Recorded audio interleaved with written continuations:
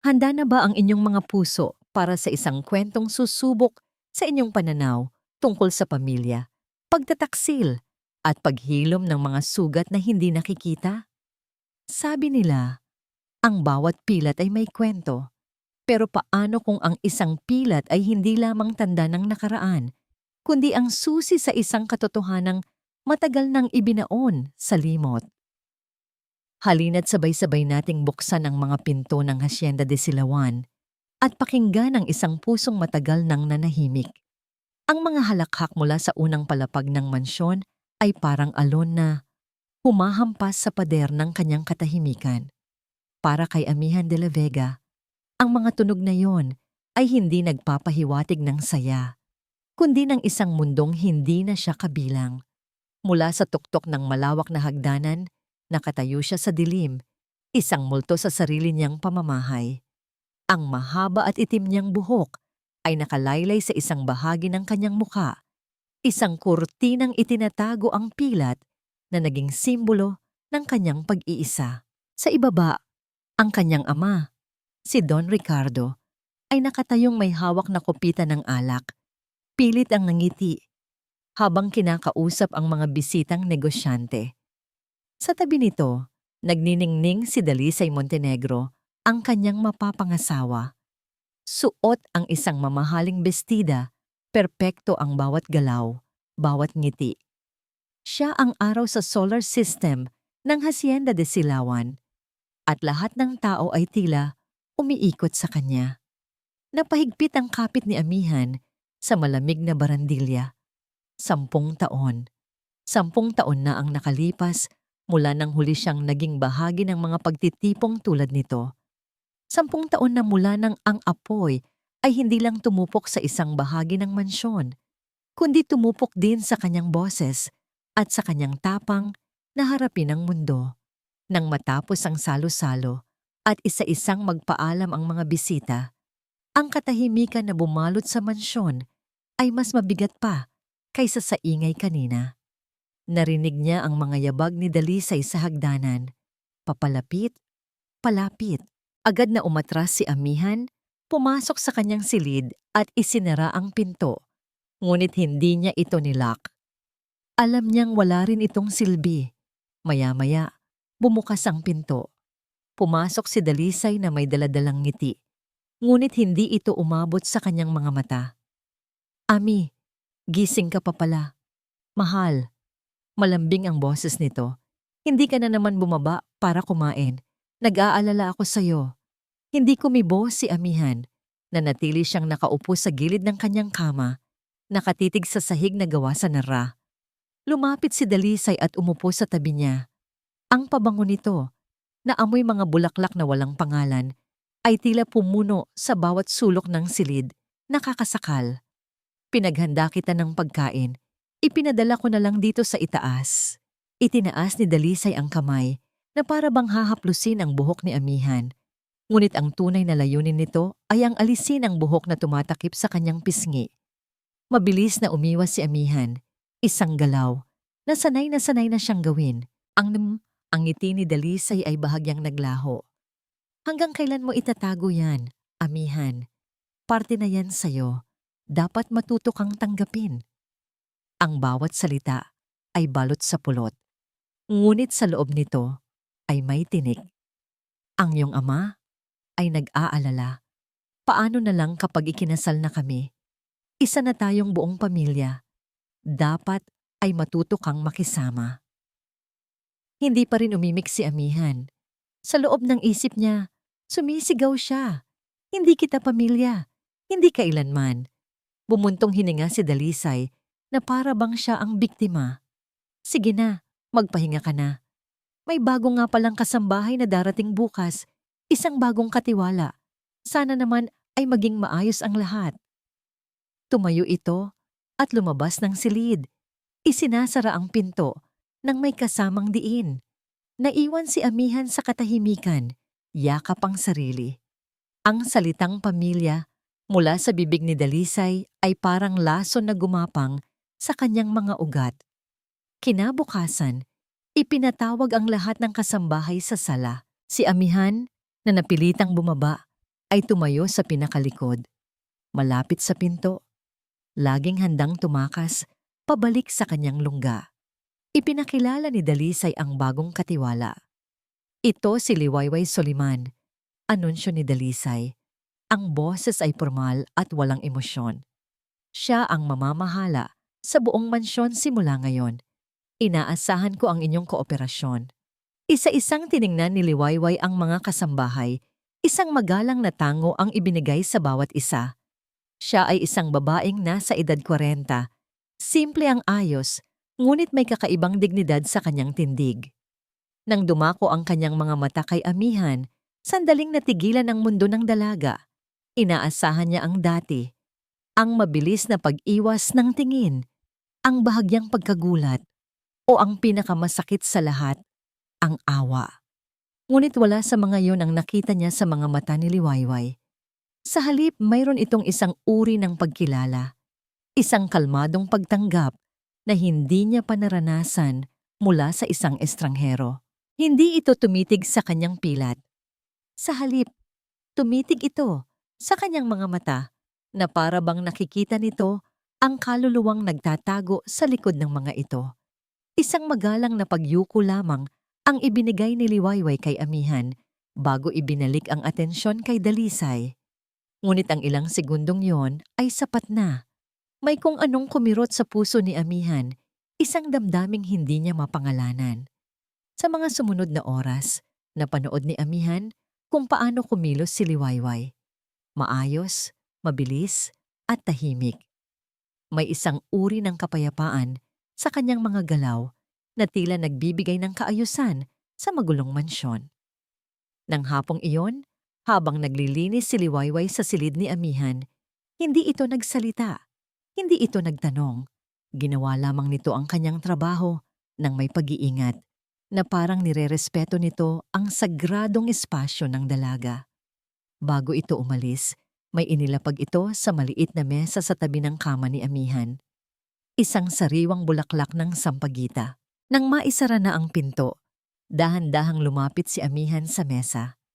Ang amoy ng sampagita ay biglang nagpuno sa hangin. Pamilyar. Napakapamilyar.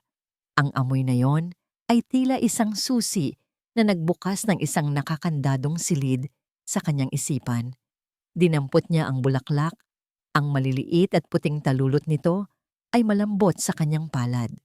At sa isang iglap, isang imahe ang sumilip mula sa malalim na balon ng kanyang mga nakalimutang alaala. Hindi malinaw, parang isang panaginip, isang malambing na boses na humuhuni ng isang uyayi. Ang init ng isang yakap at ang amoy ng sampagita, ang amoy ng kanyang ina. Sa unang pagkakataon, sa loob ng 10 taon, isang tunay at mainit na alaala ang bumisita sa kanya, hindi isang bangungot ng usok at sigaw. At sa gitna ng katahimikan ng kanyang silid, habang hawak ang munting bulaklak, naramdaman ni Amihan ang bahagyang panginginig ng kanyang mga kamay. Isang panginginig na hindi dulot ng takot, kundi ng isang bagay na matagal na niyang kinalimutan, pag-asa. Para kay Liwayway Soliman, ang Hacienda de Silawan ay isang magandang kulungan. Ang bawat sulok ay kumikinang sa yaman, mula sa sahig na gawa sa pinakintab na kahoy hanggang sa mga aranyang gawa sa kristal na nakabitin sa matataas na kisame. Ngunit sa ilalim ng lahat ng karangyaan, nararamdaman niya ang lamig. Isang lamig na hindi nagmumula sa naka-aircon na hangin, kundi sa mga lihim na nananahan sa mga pader nito. Sa unang araw pa lang niya, pinag-aralan na niya ang bawat galaw sa loob ng mansyon. Nakita niya kung paano ang mga kasambahay ay kumikilos nang may takot sa tuwing papalapit si Dalisay. Nakita niya kung paano si Don Ricardo ay tila isang anino na lamang ng dati nitong pagkatao. Isang haring nawalan ng kaharian sa sarili niyang palasyo.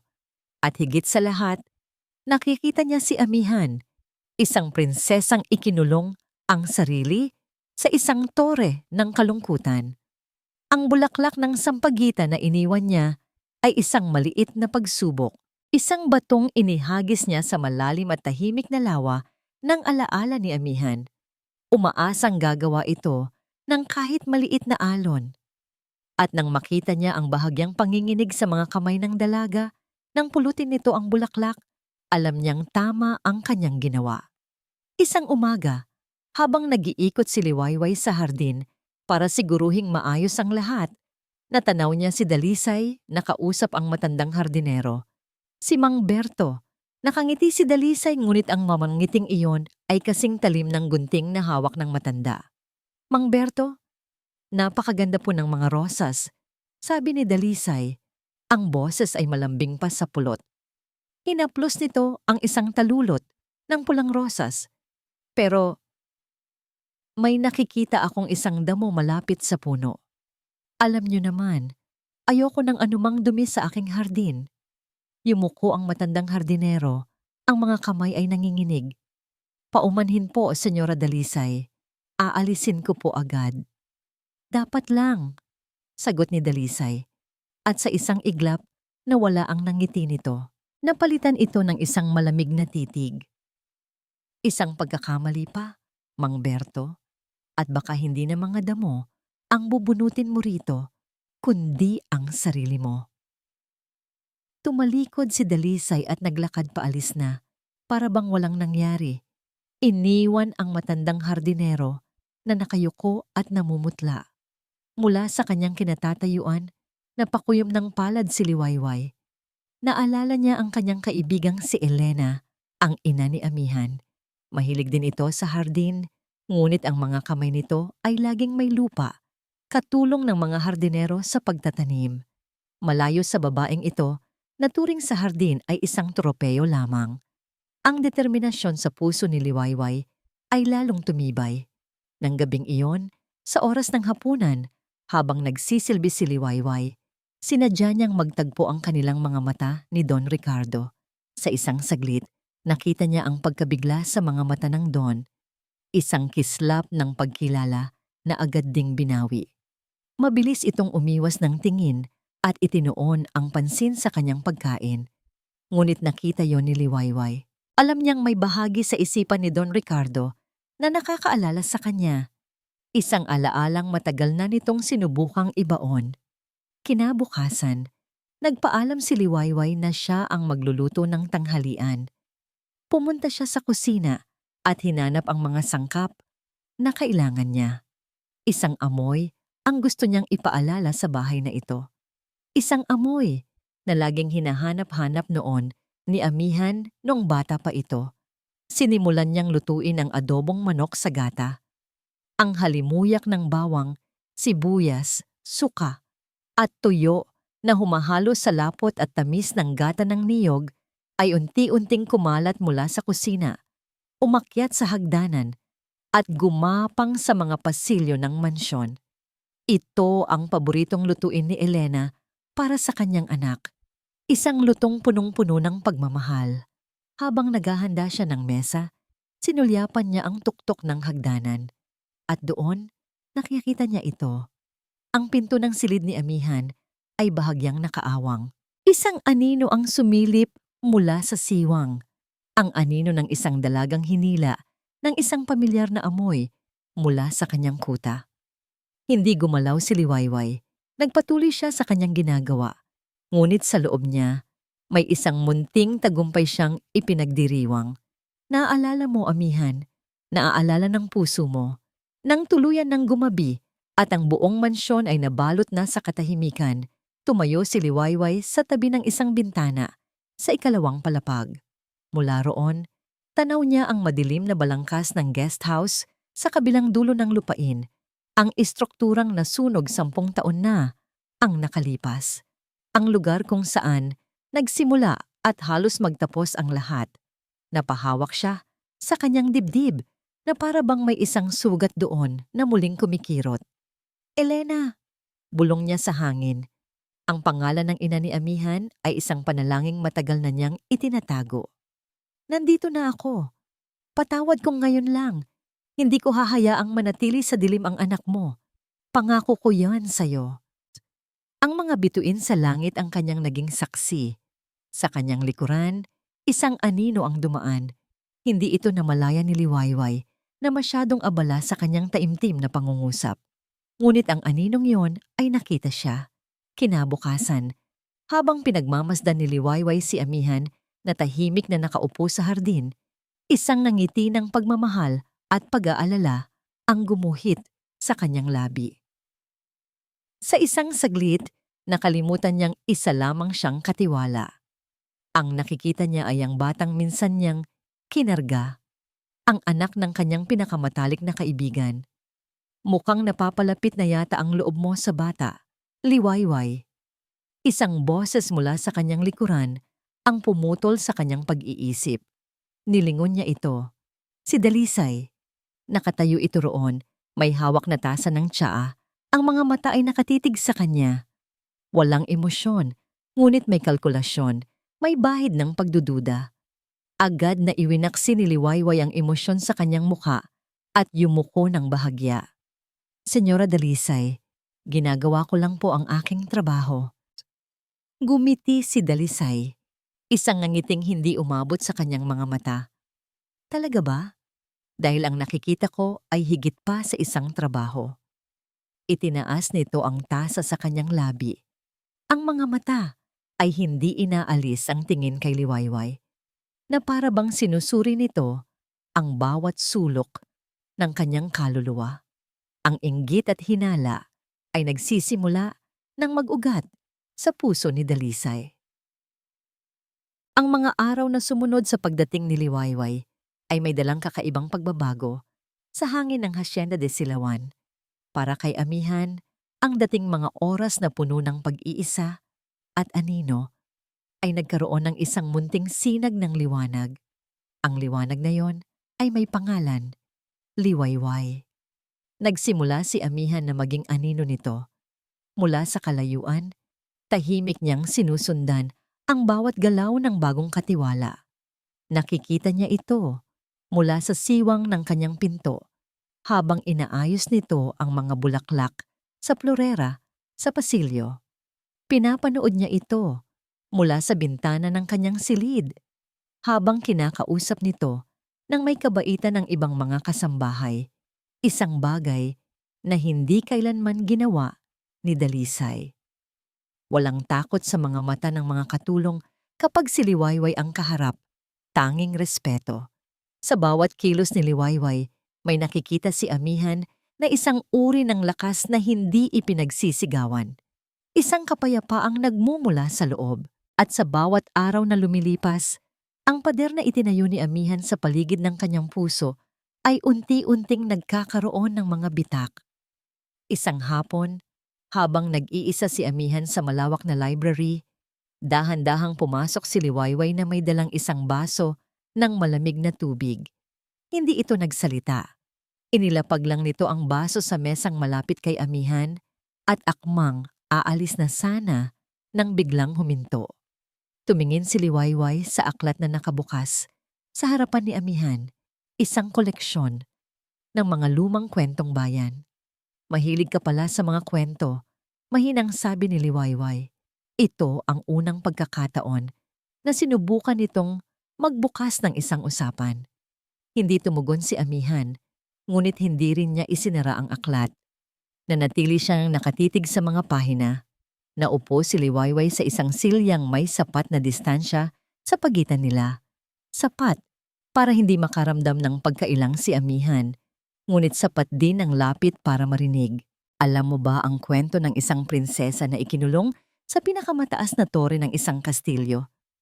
Panimula ni Liwayway, ang boses ay kalmado at malumanay. Hindi dahil sa isang masamang mangkukulam, kundi dahil ipinilit sa kanyang isip na ang toreng iyon ang pinakaligtas na lugar para sa kanya. Doon, walang makakakita sa kanya, walang makakapanakit. Napataas ng tingin si Amihan, ang kanyang mga mata ay nagtatanong. Nagpatuloy si Liwayway. Araw-araw, hinihintay ng prinsesa na may isang prinsipeng darating para sagipin siya. Ngunit walang dumating. Isang araw, napagod na siya sa paghihintay. Tumingin siya sa kanyang paligid. Nakita niya ang mahahaba niyang buhok.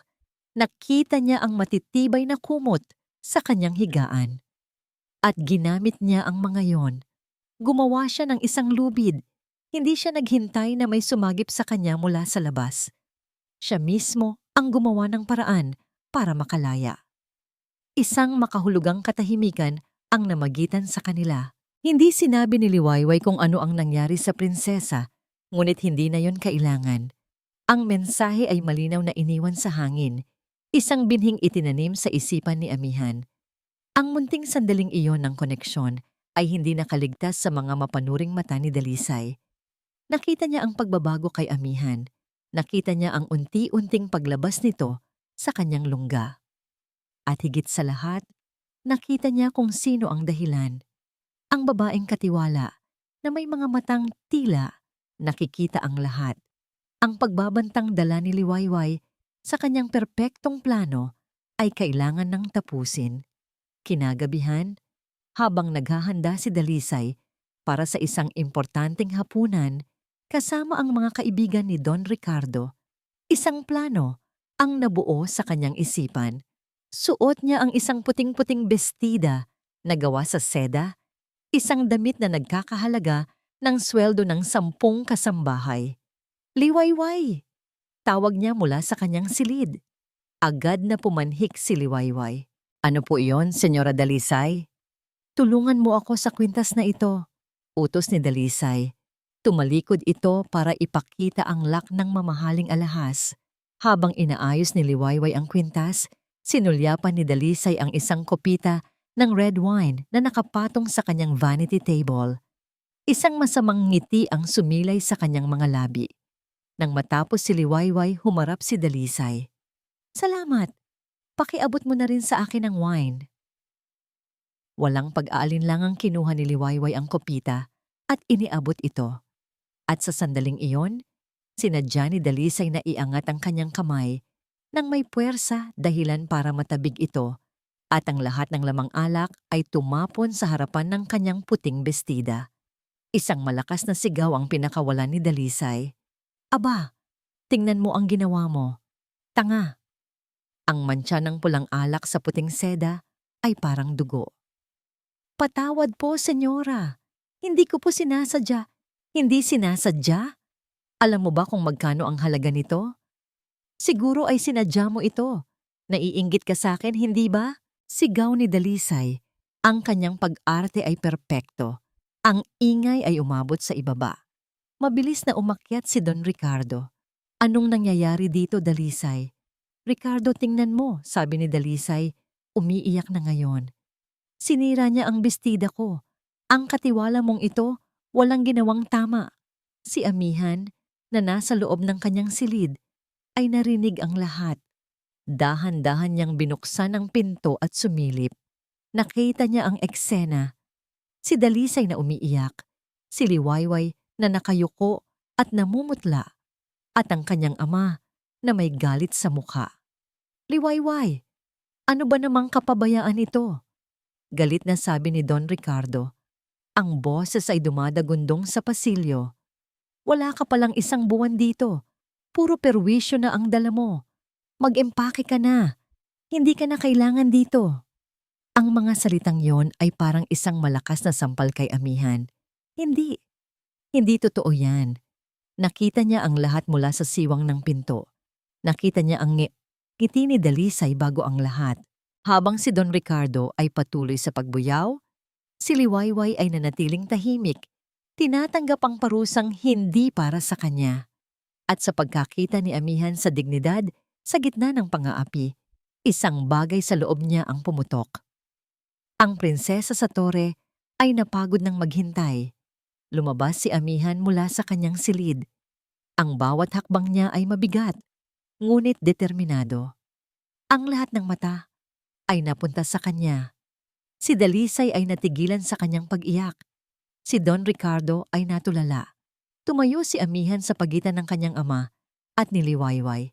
Tumingin siya sa kanyang ama at sa unang pagkakataon, sa loob ng maraming taon, sinalubong niya ang mga mata nito. Walang takot. Tanging isang tahimik na akusasyon at pagkatapos, Umiling siya, isang mabagal, ngunit matatag na pag-iling. Amihan, bumalik ka sa silid mo, sabi ni Don Ricardo, naguguluhan. Huwag kang makialam dito. Ngunit hindi gumalaw si Amihan. Tumingin siya kay Dalisay na ngayon ay may bahid ng gulat at takot sa mukha. Muli, umiling si Amihan. Ano bang, ano bang ibig sabihin yan? Sigaw ni Dalisay. Nabaliw na ba ang batang ito? Sinabi ko nang umalis ka na. Sigaw ni Don Ricardo kay Liwayway. Sinusubukang bawiin ang kontrol sa sitwasyon. Ngunit bago pa man makatalikod si Liwayway, isang tunog ang pumuno sa pasilyo. Isang tunog na matagal nang hindi naririnig sa loob ng mansyon. Mahina, garalgal, na para bang nanggaling sa isang lalamunang matagal nang hindi ginagamit. Hindi. Napatigil ang lahat. Ang hangin ay tila huminto sa pag-ihip. Maging ang mga kuliglig sa labas ay tila natahimik. Tumingin sila kay Amihan, na nakatayo pa rin doon. Ang mga labi ay bahagyang nakaawang. Ang mga mata ay nagnininga sa isang damdaming ngayon lang nakita ng lahat. Ang isang salitang iyon, isang simpleng hindi, ay sumira sa katahimikan. Ito ang unang lamat. Isang lamat na yayanig sa pundasyon ng kasinungalingan ng Hacienda de Silawan. Ang salitang hindi ay umalingaw-ngaw sa pasilyo, hindi lang bilang isang tunog, kundi bilang isang multo mula sa nakaraan. Para kay Don Ricardo de la Vega, ang tinig na iyon, kahit mahina at garalgal, ay mas malakas pa sa kulog. 10 taon niyang hinintay na marinig muli ang boses ng kanyang anak.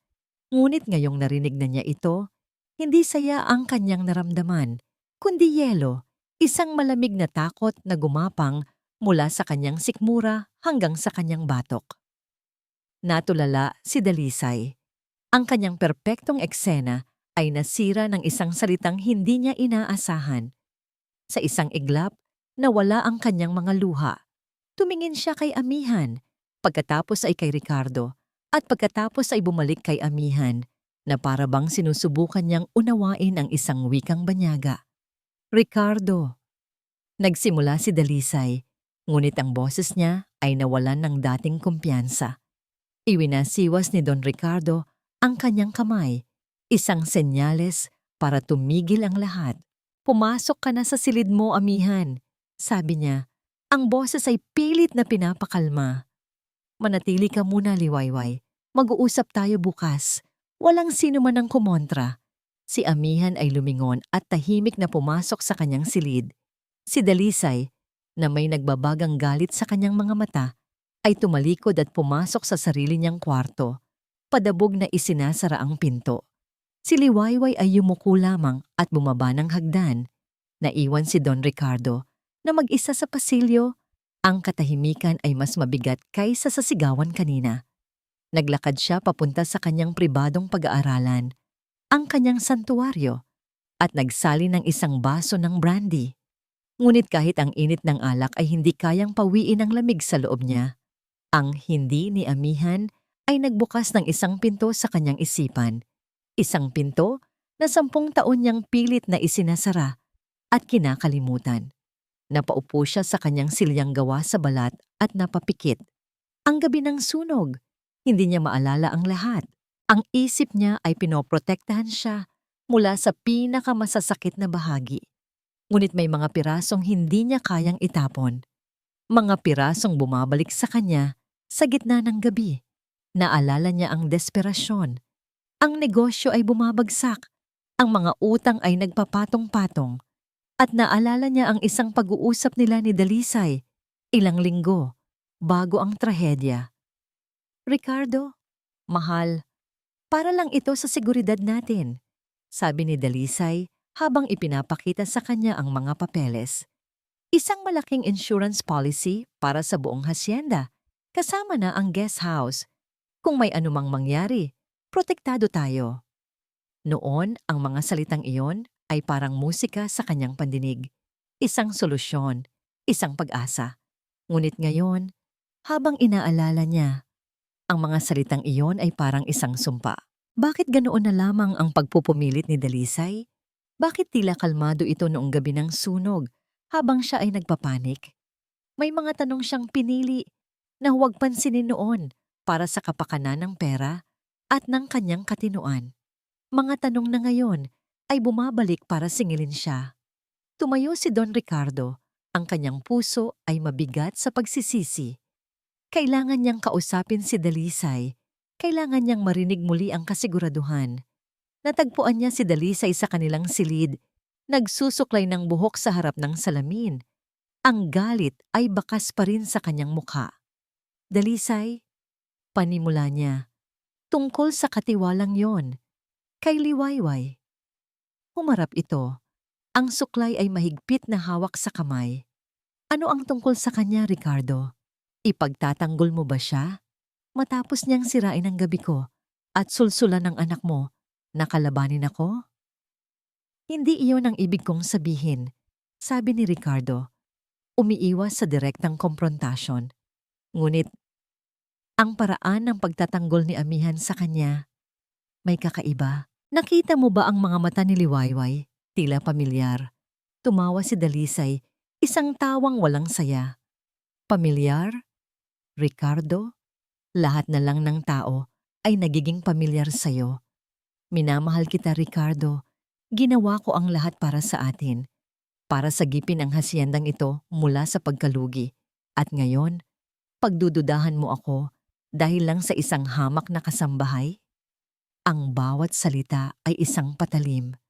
Tumutusok sa kanyang konsensya. Ipinapaalala ang kanilang pinagsamahan. Ang kanilang pinagsamahang kasinungalingan. Napaatras si Don Ricardo. Talunan. Tama si Dalisay. Pareho silang nakinabang. Sino siya para magmalinis ngayon? Ngunit nang tumalikod si Don Ricardo at lumabas ng silid, ang malambot na ekspresyon ni Dalisay ay naglaho. Napalitan ito ng isang malamig at mapanganib na titig. Kinuha niya ang kanyang telepono at nagdial ng isang numero. Hello? Sabi niya sa kabilang linya. Ang boses ay mababa at may utos. May ipapagawa ako sa'yo. Ang pangalan niya ay Liwayway Soliman, ang bagong katiwala sa hasyenda. Alamin mo ang lahat tungkol sa babaeng yan. Bawat buto sa nakaraan niya. Bawat hibla ng kanyang pagkatao. Gusto kong malaman kung sino talaga siya. Ibinaba niya ang telepono. Ang kanyang mga mata ay nakatitig sa kawalan. Ang larong ito ay nagsisimula ng maging mapanganib. Sa kabilang dako ng mansyon, hindi mapakali, si Don Ricardo. Dinala siya ng kanyang mga paa sa pasilyo, patungo sa silid ni Amihan. Ang pinto ay bahagyang nakaawang. Dahan-dahan, sumilip siya sa loob. Doon, sa liwanag ng buwan na tumatagos sa bintana, nakita niya ang kanyang anak na mahimbing na natutulog. Ang mahabang buhok nito ay nakakalat sa unan. At sa unang pagkakataon, hindi nito tinatakpan ang kanyang mukha. Ang pilat sa kanyang pisngi ay malinaw na nakikita. Isang permanenteng paalala ng gabing iyon. Pumasok siya ng walang ingay. Lumuhod sa tabi ng kama. Pinagmasdan niya ang mukha ng kanyang anak. Ang mukha ng kanyang yumaong asawa. Ang mukha ng kanyang pagkukulang. Dito, sa katahimikan, walang Dalisay na nagmamanipula sa kanya. Walang mga problemang pinansyal na bumabagabag sa kanya. Tanging ang Dalisay na sakit ng isang amang nagkasala. Ang pilat na yon ay hindi lang tanda ng apoy. Tanda iyon ng kanyang kaduwagan. Dahan-dahan, isang mainit na likido ang pumatak mula sa kanyang mga mata, bumagsak sa kumot ni Amihan. Umiyak si Don Ricardo sa unang pagkakataon sa loob ng 10 taon. Isang tahimik na pag-iyak na puno ng pagsisisi at sakit na hindi niya kayang bigkasin. Samantala, sa silid ni na Ricardo at Dalisay, isang ilaw mula sa cellphone ang nagliwanag. Isang text message ang dumating para kay Dalisay. Binasa niya ito. Senyora, walang Liwayway Soliman sa anumang record. Pekeng pangalan ang gamit niya. Napangisi si Dalisay sa dilim. Ang kanyang hinala ay tama. At ngayon, hawak na niya ang unang baraha laban sa misteryosong katiwala. Ang salitang hindi na binitawan ni Amihan ay nag-iwan ng isang katahimikang mas maingay pa sa sigawan. Sa mga sumunod na araw, ang Hacienda de Silawan ay naging isang entablado ng mga pilit na ngiti at mga pasaring na tingin. Hindi na sinubukan ni Dalisay na kausapin si Amihan. Sa halip, ang mga mata nito ay laging nakamasid, malamig at mapanuri, lalo na kapag si Liwayway ay nasa malapit. Si Don Ricardo naman ay tila laging umiiwas, nawawala sa likod ng mga papeles sa kanyang opisina, isang duwag na hari sa kanyang gumuguhong kaharian. Si Liwayway ay nanatili.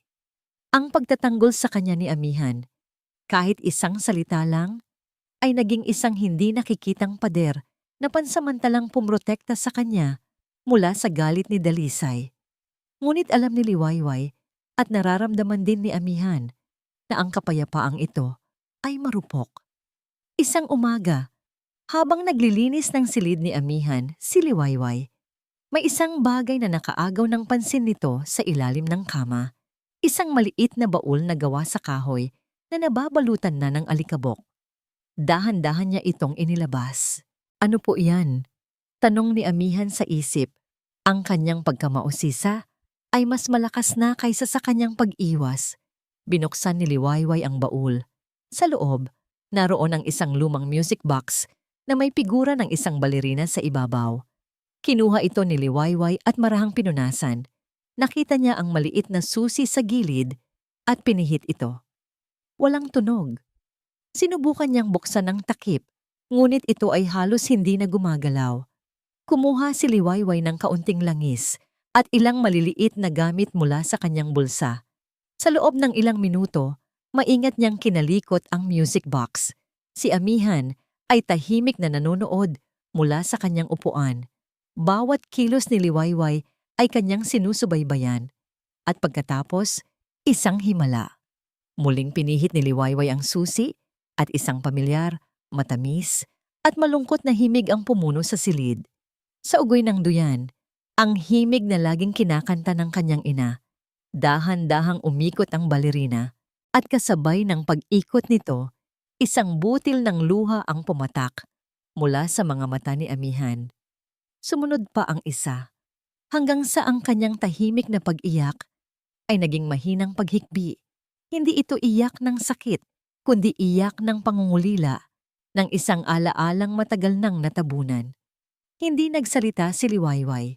Umupo lamang ito sa sahig, sa paanan ni Amihan at hinayaan ng dalaga na ilabas ang lahat ng bigat na matagal na nitong kinikimkim. Ang musika mula sa munting kahon ang nagsilbing kanilang tulay.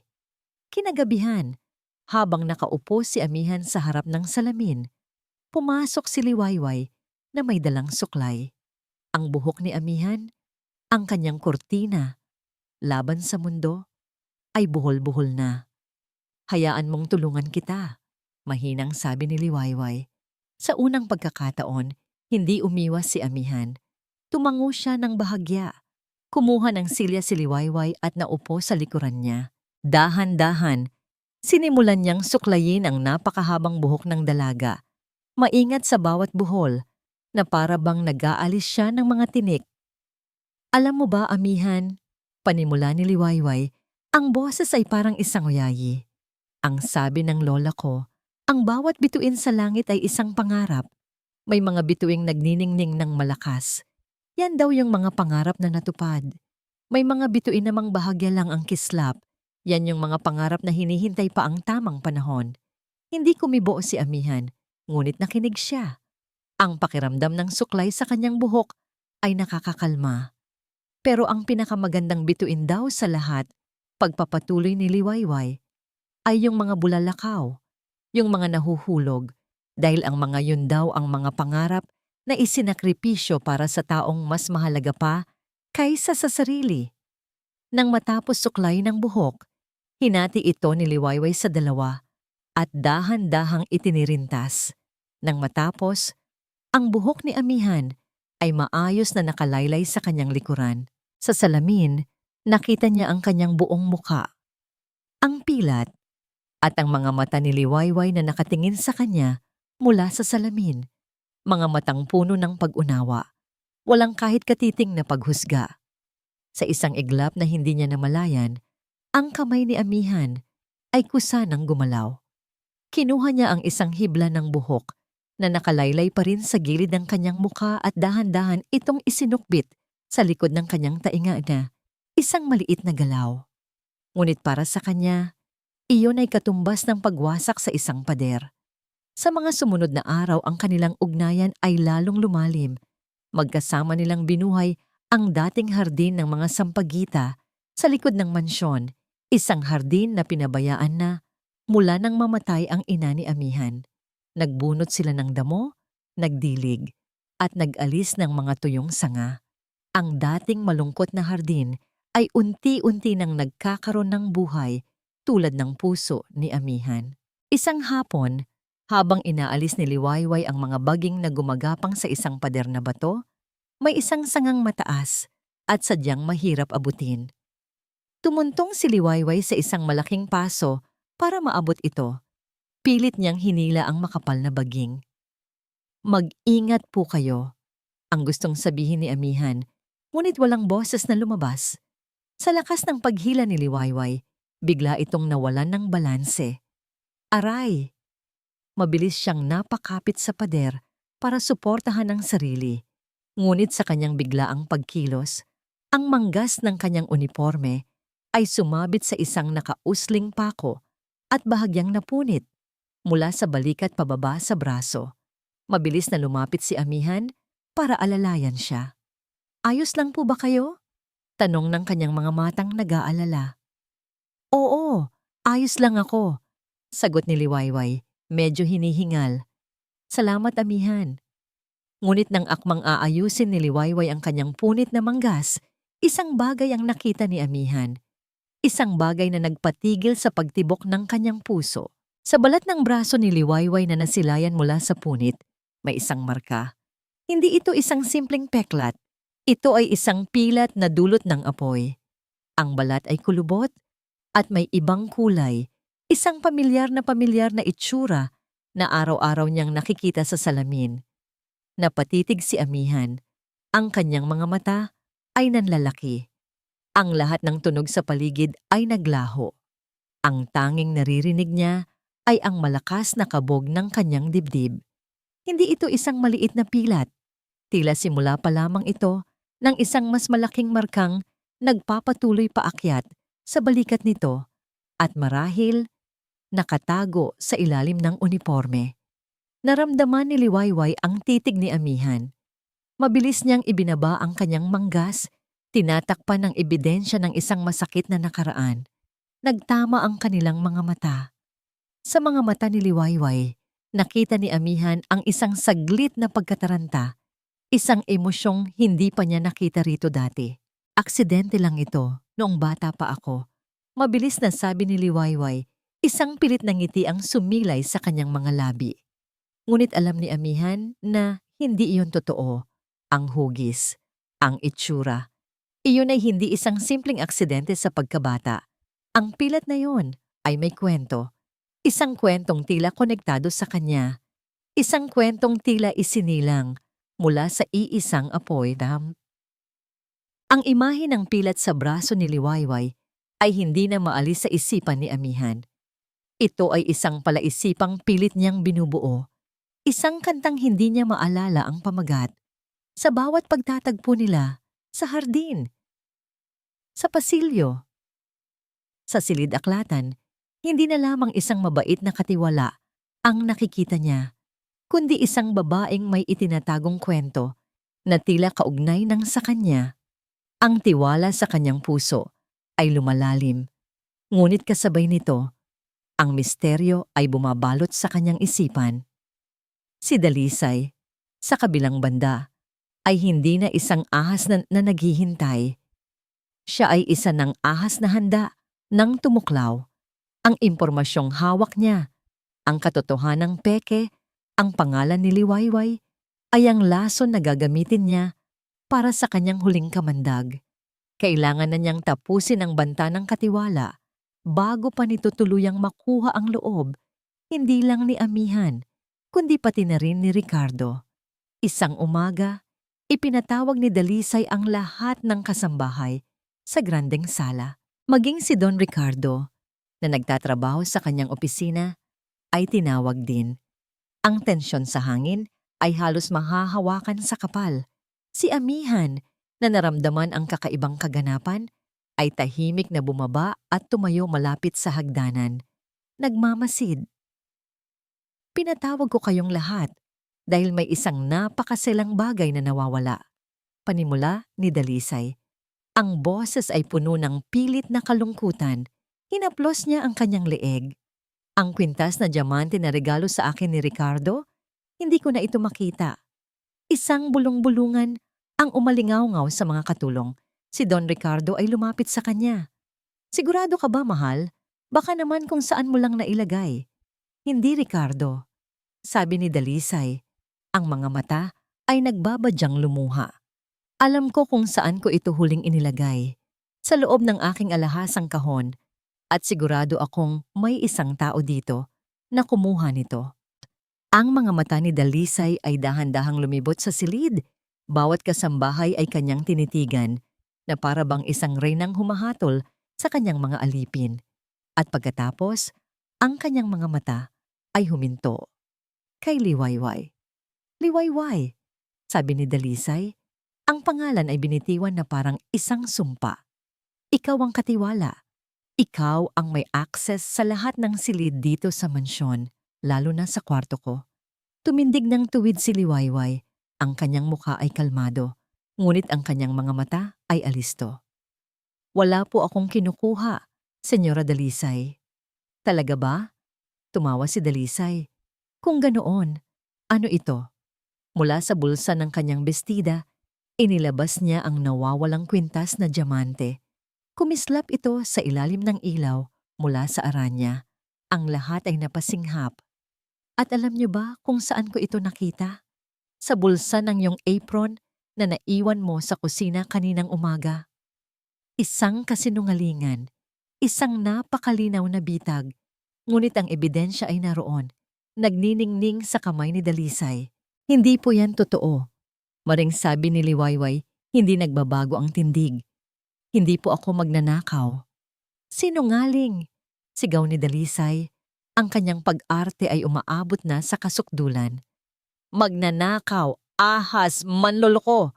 Sino ka ba talaga, ha? Magsalita ka. Ni hindi nga Liwayway Suliman ang tunay mong pangalan, hindi ba? Sa narinig, si Don Ricardo ay napatingin kay Liwayway. May pagkabigla at panibagong pagdududa. Hindi na nakatiis si Amihan. Ang lahat ng kabaitan ni Liwayway, ang mga kwento, ang music box, ang hardin, lahat ng iyon ay nag-flash sa kanyang isipan. Ang babaeng ito ay hindi magnanakaw. Ang babaeng ito ang nagbigay sa kanya ng pag-asa. Mula sa kanyang kinatatayuan, mabilis na humakbang si Amihan. Walang alinlangan. Tumakbo siya at tumayo sa harap ni Liwayway.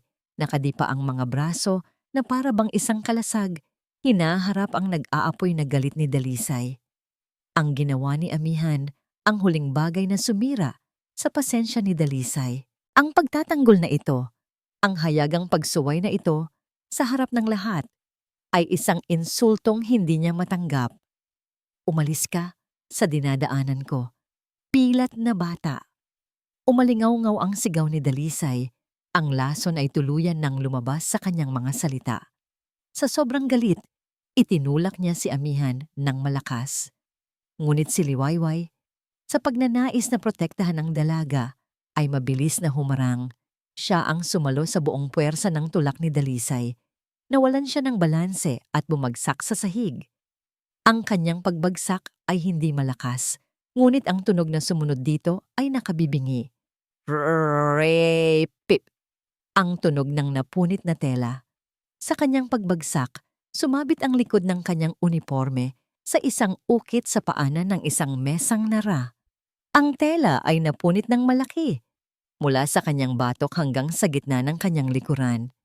Isang nakabibinging katahimikan ang bumalot sa buong sala. Ang lahat ng mga mata ay napako sa likod ni Liwayway. Doon, Sa balat na nalantad ay isang tanawing kahindik-hindik, isang malawak, malalim, at kulubot na pilat. Isang mapa ng sakit na gawa sa apoy na bumabalot sa halos buong likuran niya. Ito ay isang pilat na nagkukwento ng isang matinding paghihirap, isang sakripisyong hindi kayang ilarawan ng mga salita. Napasinghap ang mga kasambahay. Si Dalisay ay natigilan. Ang kanyang bibig ay bahagyang nakaawang. Si Don Ricardo ay napaurong ng isang hakbang. Ang kulay sa kanyang mukha ay biglang nawala, na para bang nakakita siya ng isang multo. Ngunit si Amihan, hindi siya gumalaw. Ang kanyang mga mata ay nakatitig lamang sa pilat. Ang buong mundo niya ay naglaho. Ang mga akusasyon, ang mga sigaw, ang mga tao sa paligid, lahat ay nawala. Ang tanging nakikita niya ay ang marka sa likod ng babaeng nag-alaga sa kanya.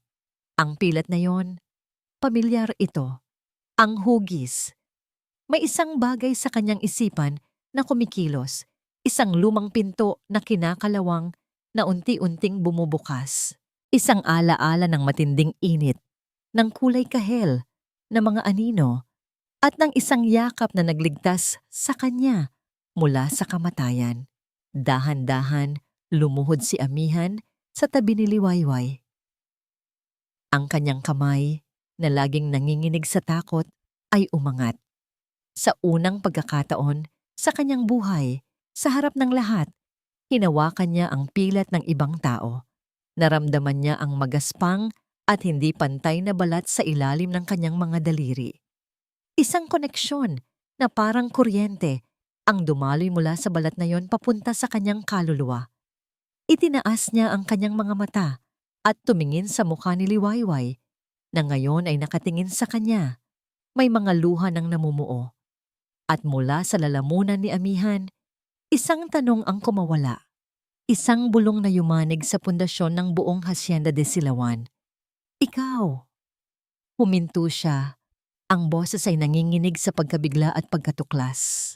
Ikaw ang babae sa apoy? Ang tanong ni Amihan ay binitawan sa hangin na parang isang bato. Bumagsak sa nananahimik na lawa ng mga kasinungalingan at lumikha ng mga along yumanig sa lahat.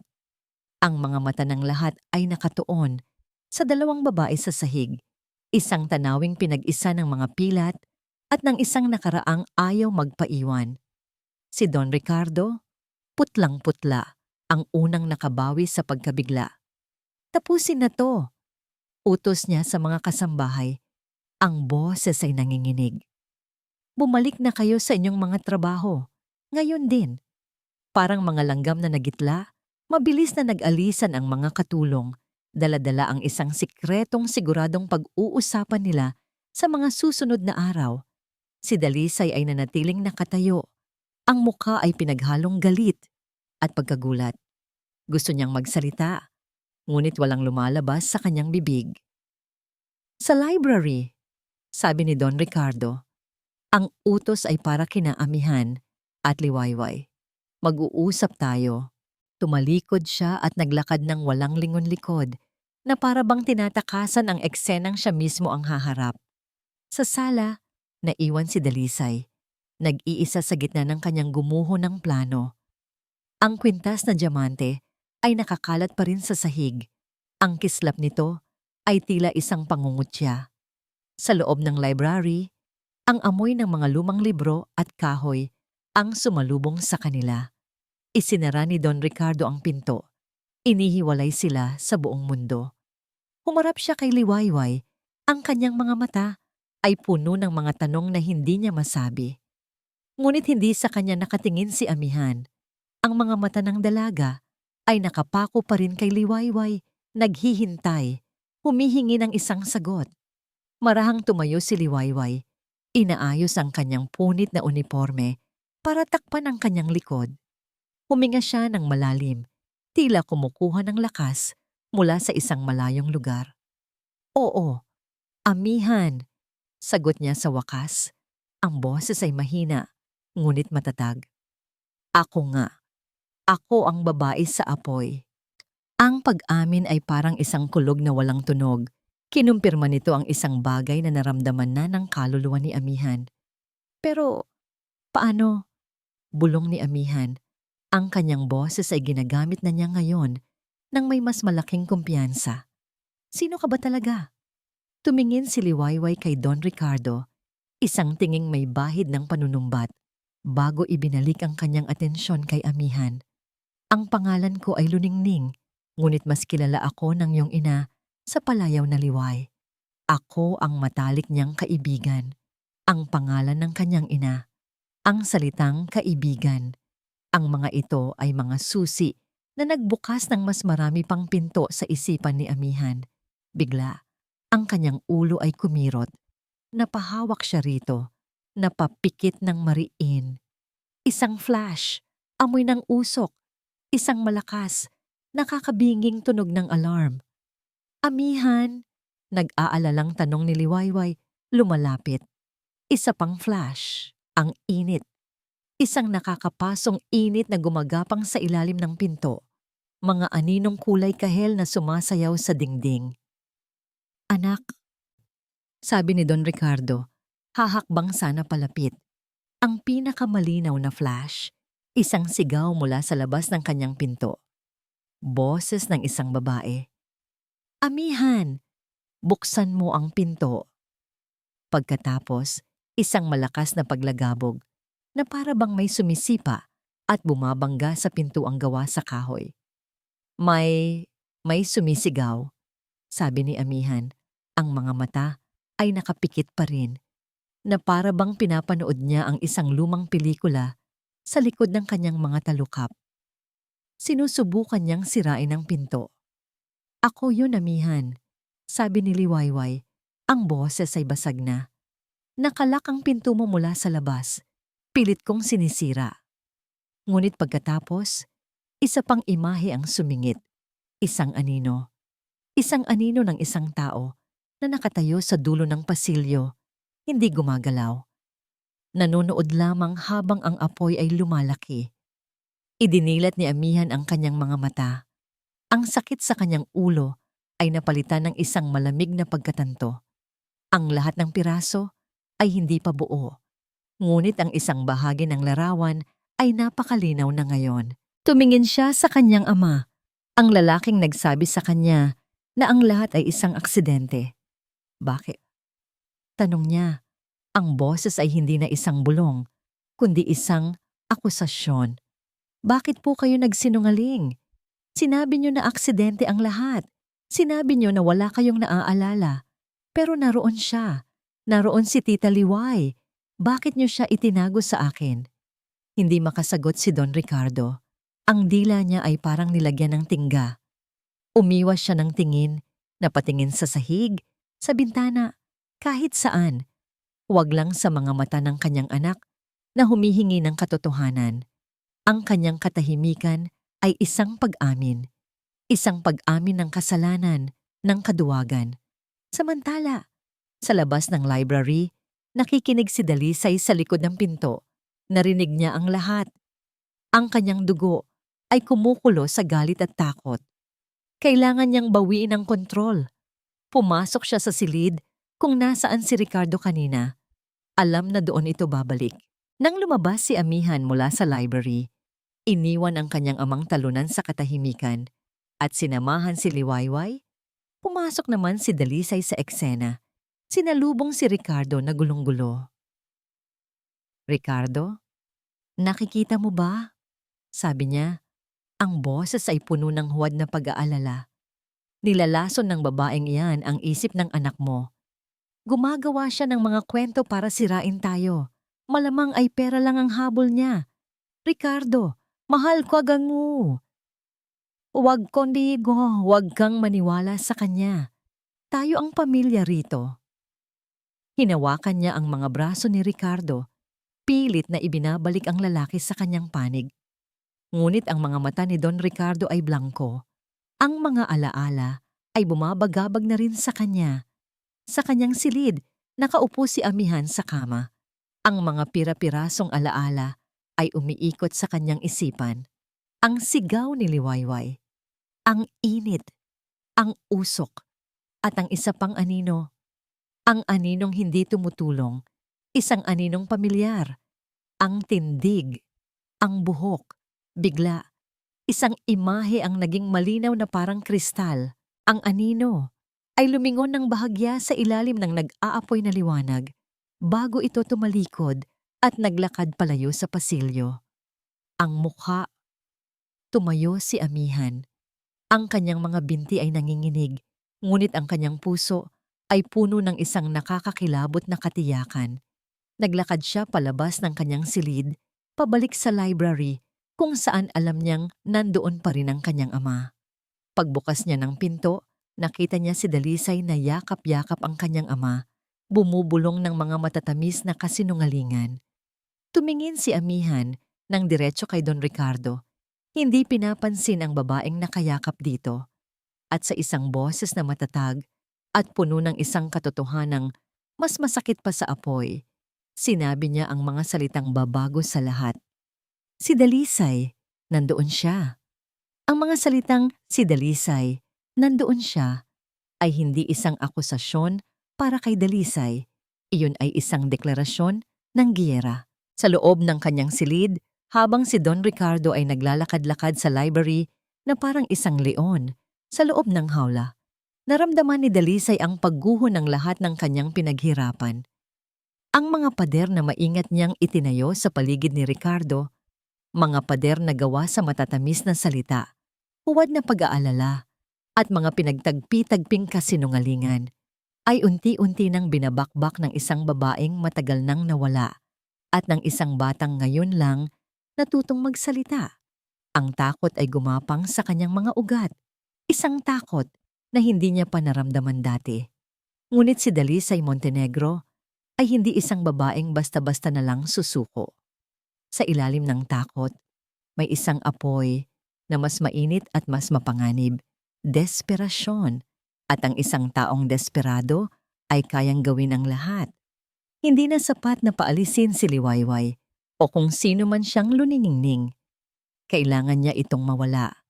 Kailangan niya itong durugin sa paraang walang sino man ang maniniwala pa sa kahit anong sasabihin nito. At kailangan niyang ipakita sa lahat, lalo na kay Ricardo, na si Amihan ay isang batang may isip na nalalason, isang hindi ka panipaniwalang saksi, isang plano, mabilis at marumi, ang nabuo sa kanyang isipan, isang huling desperadong hakbang. Kinabukasan, ang kilos ni Dalisay ay kabaligtaran ng unos sa kanyang dibdib. Siya ay kalmado, malambing, at puno ng pag-aalala. Ngunit sa ilalim nito, ang bawat galaw niya ay may kalkulasyon.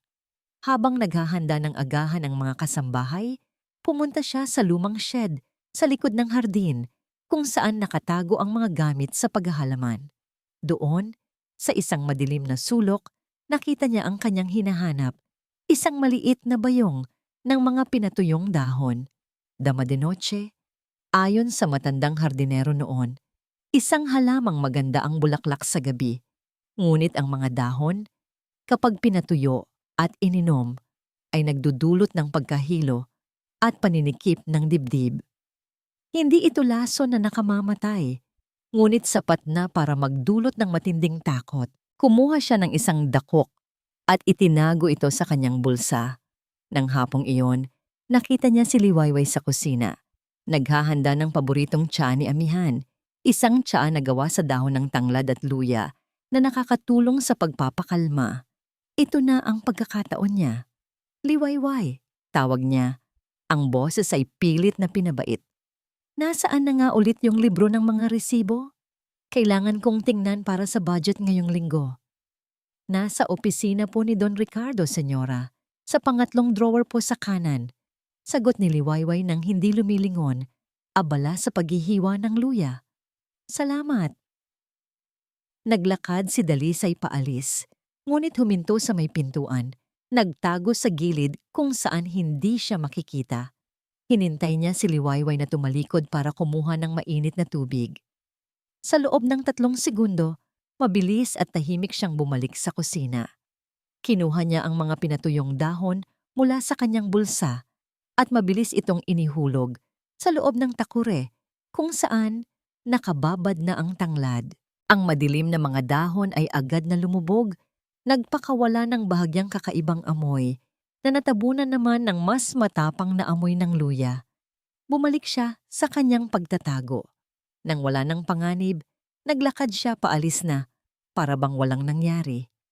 Makalipas ang ilang minuto, nakita niyang dala-dala na niliwayway ang isang tasa ng tsaa sa isang tray. Paakyat sa silid ni Amihan. Naghintay si Dalisay ng 5 minuto bago siya sumunod. Pagpasok niya sa silid ni Amihan, nakita niya ang dalaga na hawak-hawak na ang tasa, malapit ng uminom. Si Liwayway ay nag-aayos ng mga kurtina. "Ami, mahal," sabi ni Dalisay. Ang boses ay puno ng paglalambing. "Kamusta ang pakiramdam mo? Nag-aalala ako sa'yo." Tumingin si Amihan sa kanya. Ang mga mata ay malamig, bago inilapit ang tasa sa kanyang mga labi at humigop. Isang malaking higop. "Medyo mapait po yata ang pagkagawa niyo ngayon, Tita Liway," sabi ni Amihan, ngunit hindi niya ito pinansin at humigop muli. "Ito na." Ngumiti si Dalisay kay Amihan. "Ubusin mo yon, mahal, pampangkalma yan." At pagkatapos ng ilang sandali, nagsimula ang epekto.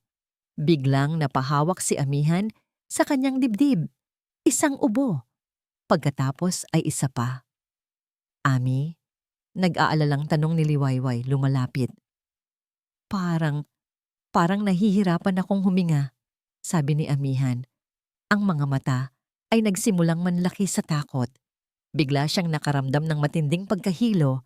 Ang kanyang paningin ay nagsimulang umikot. "Amihan!" Isang nakabibinging sigaw ang pinakawalan ni Dalisay. Ang kanyang pag-arte ay nagsimula na. "Anong nangyayari sa'yo? Anong ipinainom mo sa kanya?" Sigaw niya. Itinuturo si Liwayway na ngayon ay natataranta na rin. Sinusubukang alalayan si Amihan na nanghihina na. "Tubig! Kumuha ka ng tubig!" Utos ni Liwayway, ngunit si Dalisay ay tumakbo palabas ng silid. "Ricardo! Tulong! Si Amihan!" Nilalason siya ni Liwayway. Ang sigaw niya ay umalingaw-ngaw sa buong mansyon. Mabilis na dumating si Don Ricardo. Ang muka ay puno ng pag-aalala. Nakita niya si Amihan na nakasandal kay Liwayway, nahihirapang huminga. "Anong ginawa mo?" Sigaw niya kay Liwayway. "Wala po. Tsaa lang po ito." Depensa ni Liwayway, ngunit ang takot sa kanyang muka ay nagmukha siyang guilty. "Alam ko na." Sigaw ni Dalisay. May nakita akong itinatago niya sa kanyang silid. Mabilis siyang tumakbo papunta sa kwarto ng mga katulong at pagbalik niya, hawak na niya ang natitirang mga dahon ng dama de noche sa isang panyo. Ito ang nakita ko. Ito ang inihalo niya sa tsa." Iniharap niya ang ebidensya sa mukha ni Ricardo.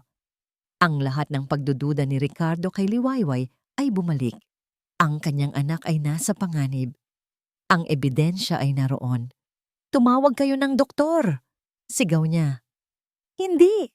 sabi ni Dalisay. Ang mga luha ay tumutulo na sa kanyang mukha. "Kailangan nating tumawag ng pulis. Ito ay isang pagtatangka sa buhay ng anak mo, Ricardo. Isang krimen." Kinuha niya ang telepono. Ang kanyang mga daliri na hindi nanginginig ay mabilis na nag-dial. "Hello, police?" sabi niya, ang boses ay basag sa pag-iyak. "Kailangan ko ng tulong. Ang katiwala namin dito sa Hacienda de Silawan. Sinubukan niyang lasunin ang anak-anakan ko." "Oo, isang bata na may kapansanan. Pakiusap, bilisan ninyo."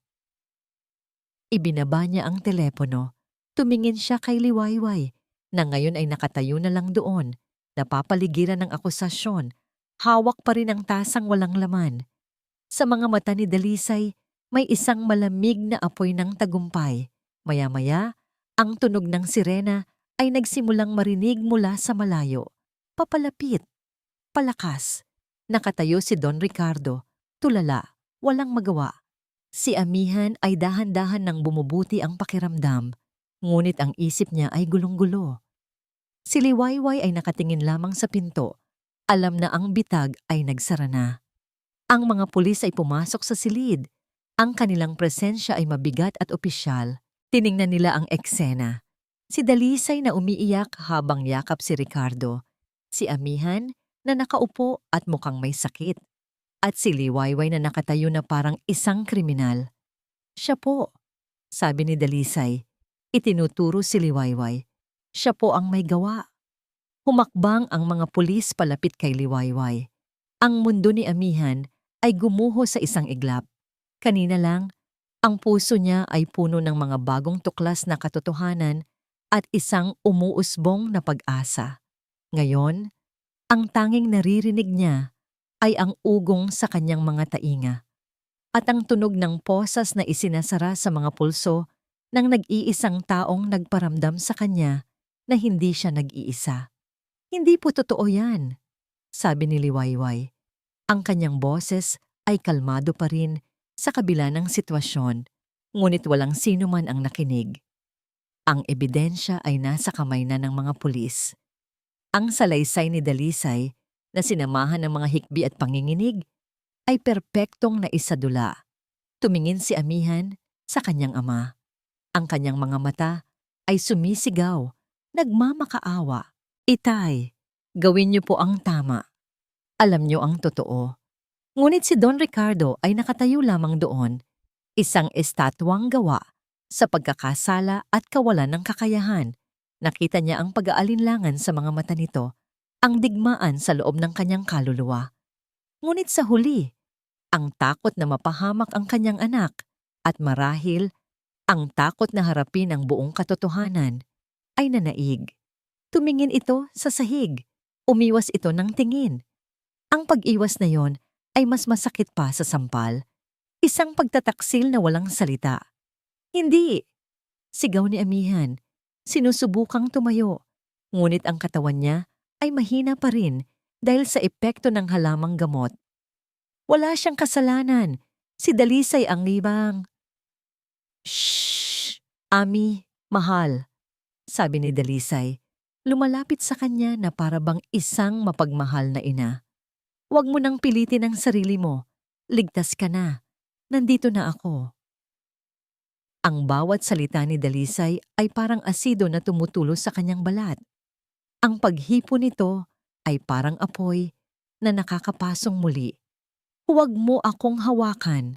Panasigaw ni Amihan, itinutulak ang mga kamay ni Dalisay palayo. Isang galit na hindi niya panaramdaman dati ang kumukulo sa loob niya.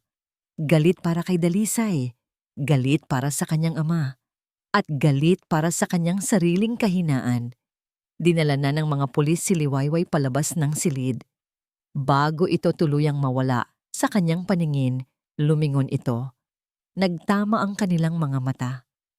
Sa gitna ng lahat ng kaguluhan, ng akusasyon at ng kasinungalingan, isang mensahe ang ipinadala ng mga mata ni Liwayway. Isang mensahe na para lamang kay Amihan. Maging matatag ka, Amihan, sabi nito. Ang boses ay sapat lang para marinig niya. Alalahanin mo ang iyong ina. Ang mga salitang yun ay hindi isang paalam, kundi isang habilin, isang sulo na ipinapasa sa gitna ng kadiliman. At pagkatapos, nawala na siya. Dinala na siya palayo. Ang katahimikan na naiwan ay nakabibingi. Ang tanging maririnig ay ang pekeng pag-iyak ni Dalisay at ang mabibigat na paghinga ni Don Ricardo. Ayos na ang lahat ngayon, bulong ni Dalisay, sinusubukang yakapin muli si Amihan. Wala na ang masamang babae, tayo na lang ulit. Isang pamilya. Sa huling pagkakataon, tinulak ni Amihan si Dalisay ng buong lakas. Hindi kita pamilya, sigaw niya, ang bawat salita ay puno ng lason at sakit. Tumingin siya kay Dalisay, hindi na sa pilat nito o sa buhok, kundi sa mga mata nito. At doon, sa likod ng mga pekeng luha, nakita niya ito. Tagumpay. Isang malamig at kalkuladong tagumpay. Pagkatapos, tumingin siya sa kanyang ama, na nakatayo pa ring tulala. At kayo. Nagsimula siyang magsalita, ngunit ang sakit sa kanyang dibdib ay napakalaki. Walang salita ang makapaglalarawan nito. Tumakbo siya. Tumakbo siya papalayo sa kanila. Papalayo sa kasinungalingan. Pumasok siya sa kanyang silid at sa unang pagkakataon, sa loob ng 10 taon, nilak niya ang pinto. Dumiretso siya sa harap ng malaking salamin sa kanyang aparador. Ang salaming matagal na niyang iniiwasan. Hinihingal, galit at wasak. Tinitigan niya ang kanyang refleksyon. Ngunit ngayon, hindi niya nakita ang isang duwag na batang nagtatago. Hindi niya nakita ang isang biktima. Dahan-dahan, itinaas niya ang kanyang mga kamay. Hinawi niya ang lahat ng buhok na tumatakip sa kanyang mukha. Pabalik, palikod, hanggang sa ang buong mukha niya ay lantad na sa ilalim ng liwanag. Tinitigan niya ang pilat, ang mapa ng kanyang nakaraan, ang simbolo ng kanyang kahinaan. Ngunit habang tinititigan niya ito ngayon, isang bagay ang nagbago. Hindi na ito isang marka ng kahihiyan. Ito ay isang marka ng apoy, isang marka ng kaligtasan. At sa ilalim ng pilat na iyon, ang kanyang mga mata, ang mga mata ng kanyang ina, ay hindi na puno ng takot. Isang apoy ang nagsimulang mag-alab sa loob ng mga matang yon. Hindi ito ang apoy na sumunog sa kanyang balat, kundi isang apoy na mas mainit, mas mabangis, ang apoy ng determinasyon. Maging matatag ka, amihan. Alalahanin mo ang iyong ina.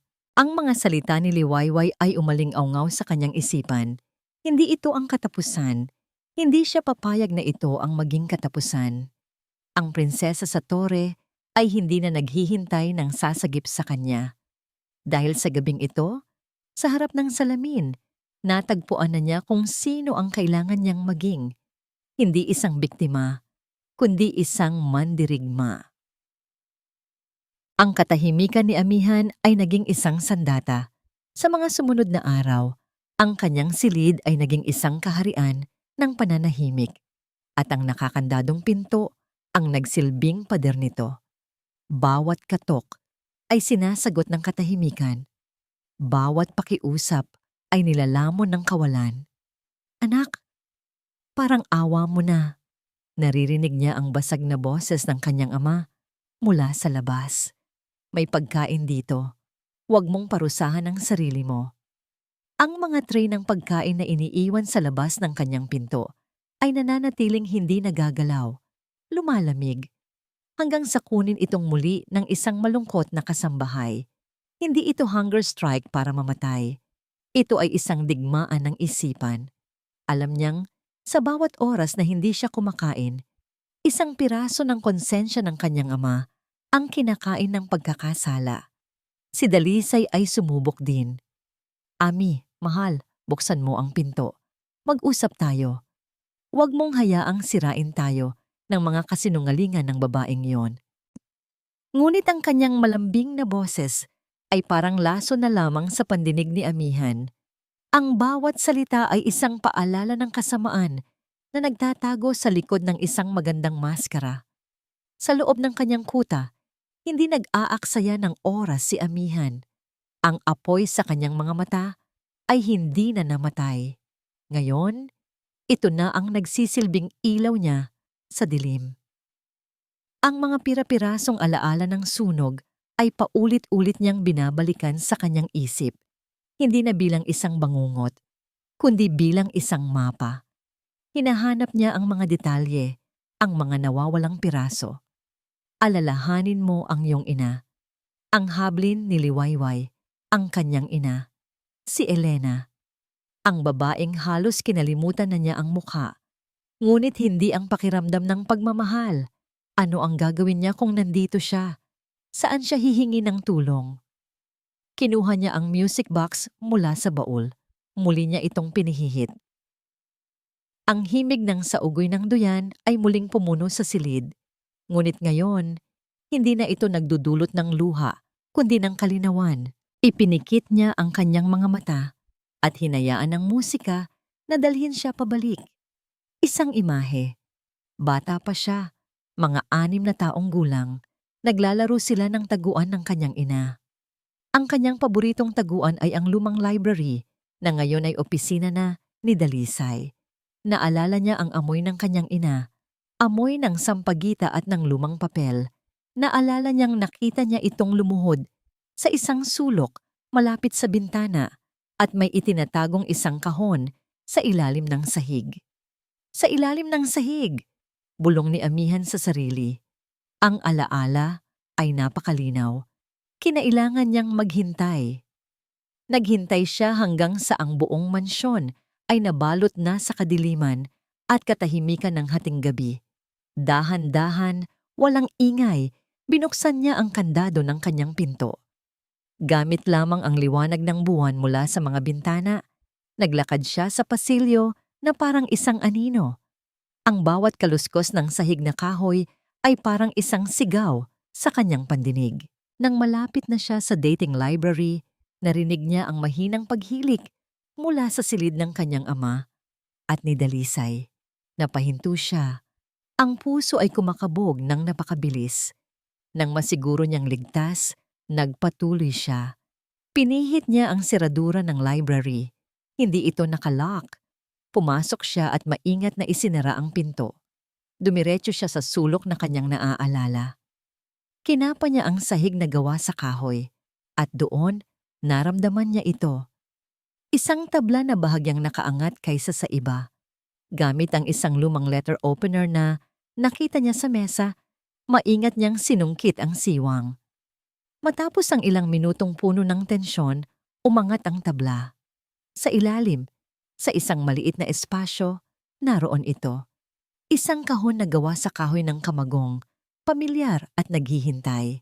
Dala ang kahon, bumalik siya sa kanyang silid nang may parehong pag-iingat. Muli niyang nilak ang pinto at sa wakas, huminga ng maluwag. Inilapag niya ang kahon sa kanyang kama na para bang ito ang pinakasagradong bagay sa mundo. Ang huling piraso ng kanyang ina. Nang buksan niya ito, ang amoy ng lumang papel at pinatuyong bulaklak ng sampagita ang sumalubong sa kanya. Sa loob, maayos na nakasalansa ng mga liham. Kinuha niya ang isa. Ang sulat kamay ay pamilyar at puno ng pagmamahal. Para kay Liway. Binasa niya ang mga salita ng kanyang ina. Ang bawat pangungusap ay isang patalim na tumutusok sa kanyang puso. Mga kwento ng pag-aalala, ng takot. Hindi ko nakilala ang lalaking pinakasalan ko, Liway. Nagiging sunod-sunuran na lang siya sa ambisyon ni Dalisay.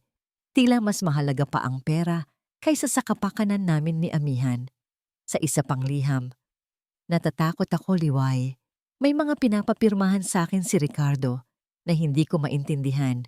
Mga papeles ng insurance, sinabi ni Dalisay na para raw ito sa proteksyon namin. Pero iba ang sinasabi ng aking pakiramdam. Sa ilalim ng mga liham, may isang maliit na diary at sa huling pahina, nakasulat ang mga huling salita ng kanyang ina. Kung may mangyari sa akin, hanapin ninyo si Attorney Francisco Kiko Sandoval. Siya lang ang pinagkakatiwalaan ko. Kasama nito ay isang numero ng telepono. At sa ilalim ng diary, naroon ang huling piraso, isang dokumento, isang kopya ng insurance policy na nagkakahalaga ng milyon-milyon at sa ibabang bahagi, sa ibabaw ng pangalang Elena de la Vega ay may isang pirma. Isang pirma na alam ni Amihan na hindi sa kanyang ina. Ang bawat kurba ay pilit. Ang bawat letra ay iba. Isang pekeng pirma. Hawak na niya ang katotohanan.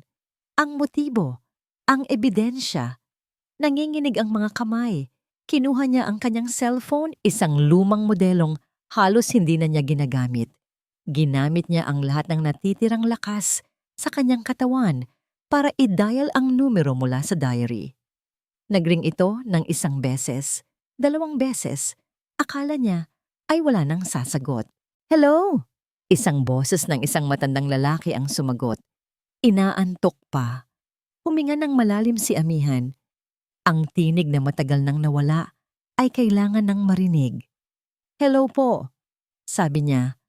Ang boses ay matatag sa kabila ng panginginig ng kanyang katawan. Nais ko po sanang makausap si Attorney Francisco Sandoval. Ako nga ito. Sino to? Ako po si Amihan de la Vega. Sabi niya, binibigkas ang kanyang pangalan ng may bigat at kahulugan. Anak po ako ni Elena. Isang sandali ng katahimikan ang namayani sa kabilang linya. Pagkatapos, ang boses ng matanda ay biglang nagbago. Puno ng pagkabigla at ng isang lumang katapatan. Amihan? Hija, nasaan ka? Papunta na ako.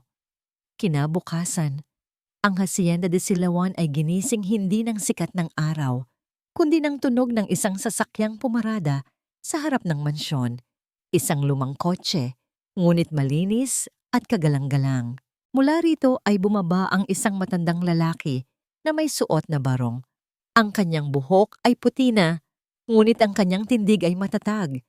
Siya si Attorney Francisco Kiko Sandoval, ang taong matagal nang nawala sa sirkulo ng mga De La Vega, ngunit hinding-hindi nakalimot sa kanyang katapatan kay Elena. Si Dalisay at Don Ricardo na nagising sa ingay ay nagmamadaling bumaba. Ang makita ang abogado ng yumaong asawa ni Ricardo ay parang pagkakita sa isang multo. Attorney Sandoval, anong ginagawa mo rito? Tanong ni Ricardo. Ang pagkalito ay bakas sa kanyang mukha. Nandito ako para sa kliyente ko.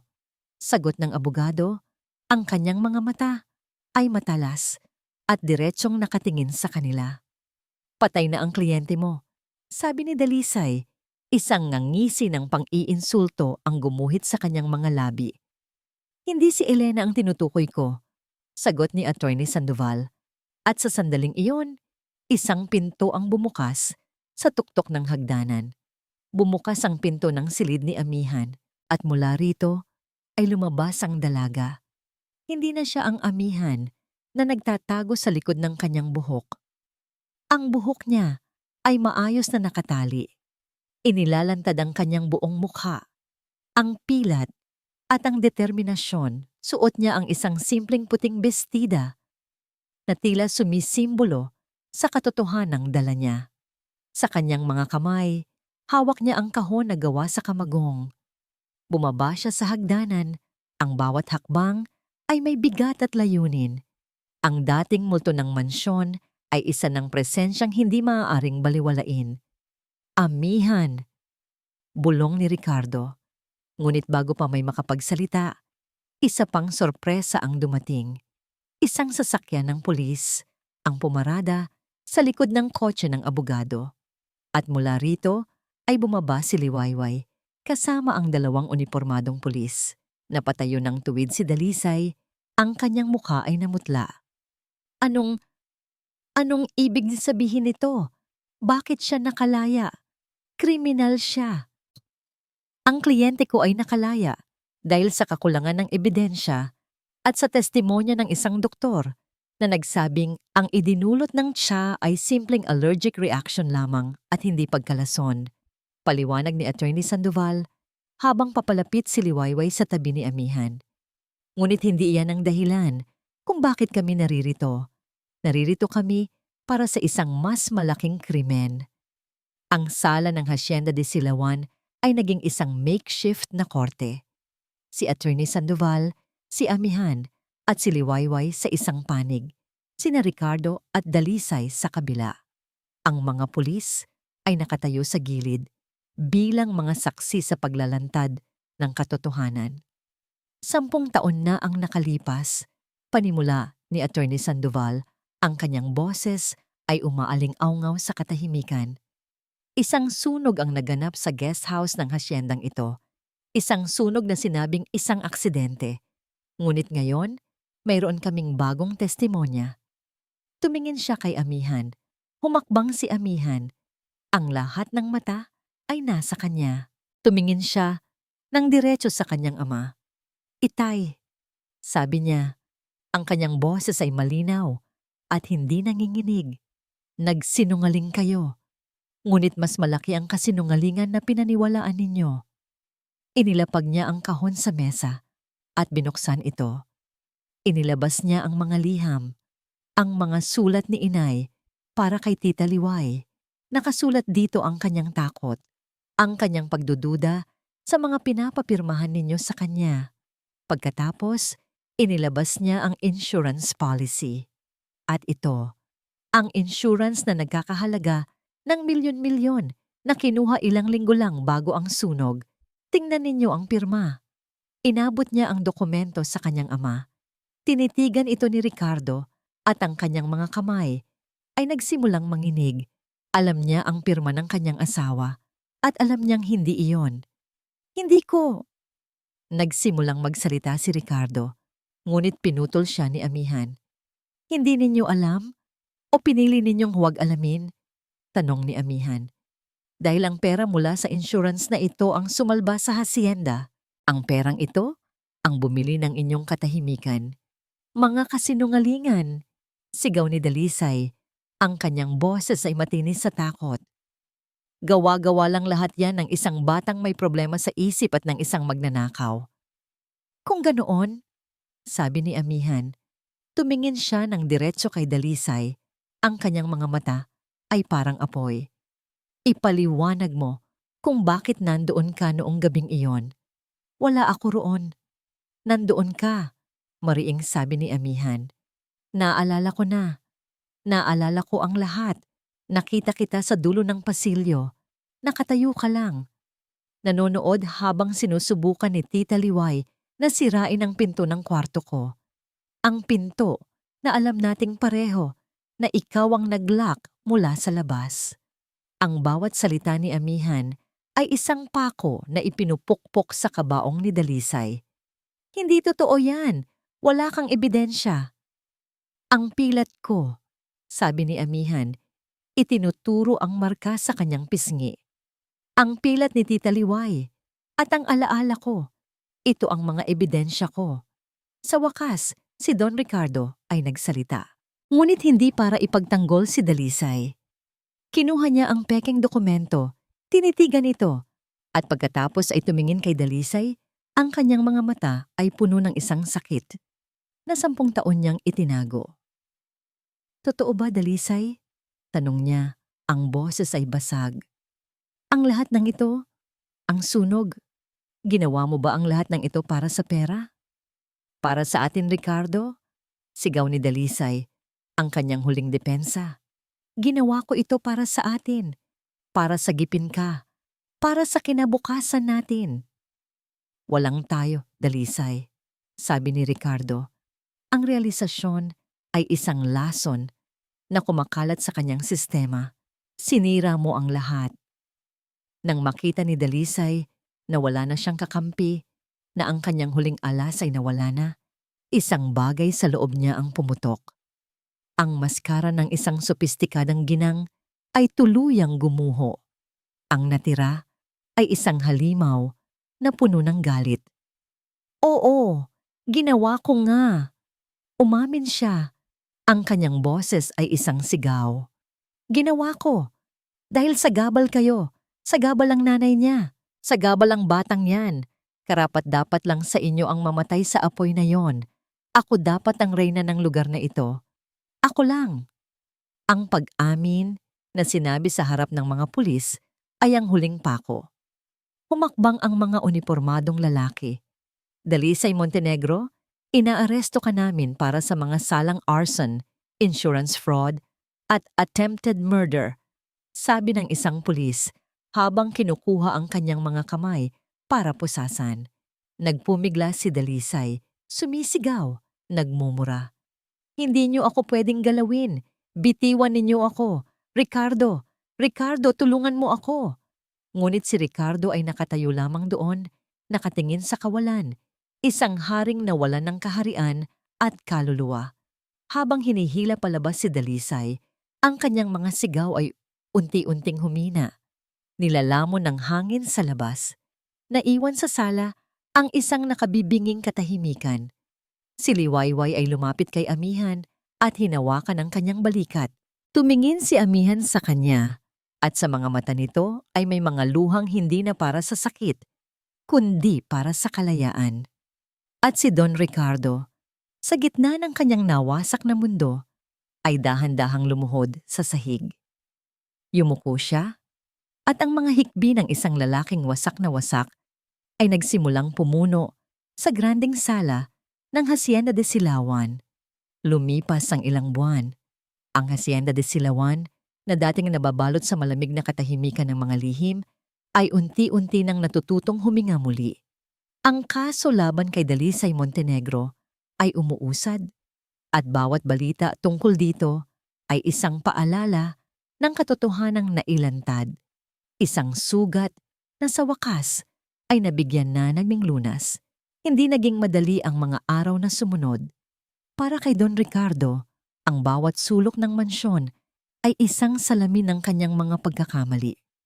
May mga gabing naririnig pa rin ni Amihan ang mahinang paghikbi mula sa silid ng kanyang ama. Ngunit sa umaga, naroon ito, sinusubukang bumawi, sinusubukang muling buuin ang mga pirasong sinira ng kanyang kaduwagan.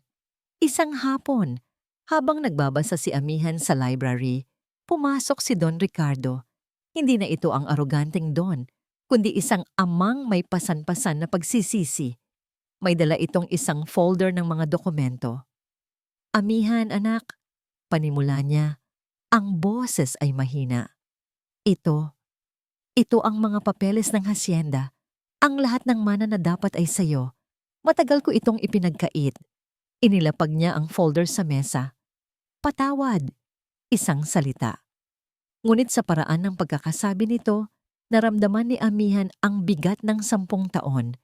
Tumingin siya sa kanyang ama, sa mga kulubot sa kanyang muka na tila mas lumalim, sa puting buhok na tila mas dumami, at sa kanyang puso, ang galit ay napalitan ng isang bagay na mas komplikado, awa, at isang maliit na binhi ng pagpapatawad. Hindi niya kinuha ang folder. Sa halip, inilagay niya ang kanyang kamay sa ibabaw ng kamay ng kanyang ama. "Sabay po nating ayusin ito, Itay."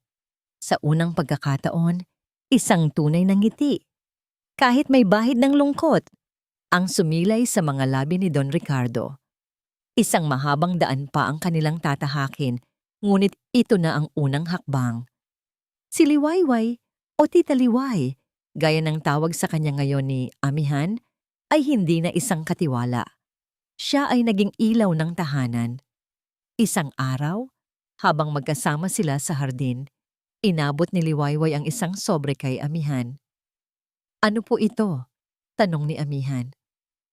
"Adoption papers," nakangiting sabi ni Liwayway. "Hindi para palitan ng nanay at tatay mo, kundi para gawing opisyal na ako ang iyong legal na tagapangalaga, ang iyong pangalawang ina, kung papayag ka." Niyakap ni Amihan si Liwayway ng mahigpit. Walang salitang kailangan. Sa yakap na yon, nahanap ni Amihan ang pamilyang matagal nang nawala sa kanya. At nahanap naman ni Liwayway ang katuparan ng kanyang pangako kay Elena. Isang araw, dinala ni Liwayway si Amihan sa isang klinika sa syudad. Isang klinika para sa mga reconstructive surgery.